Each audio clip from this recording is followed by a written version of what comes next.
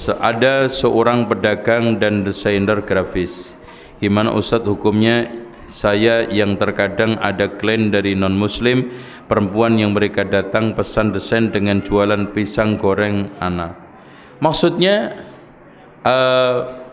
seorang perempuan datang pesan antum desain pisang goreng. Sebetulnya kalau antum cuma desain pisang goreng nggak apa-apa untuk gambarnya. Tapi sekarang itu masalahnya auratnya, masalah fitnahnya ketemu. Nah ini antum yang harus antisipasi. Antum harus cari solusi karena memang betul Pak.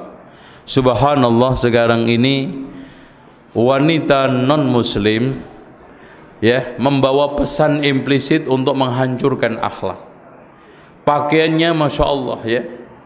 Antum saja kalau make itu di dalam rumah aja malu kok. Antum laki-laki coba cawet tok udah gitu bolong.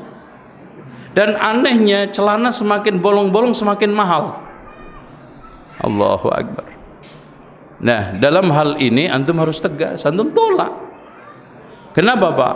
Karena menyelamatkan din antum lebih utama daripada antum sekarang bahagia di dunia antum yang sementara ya.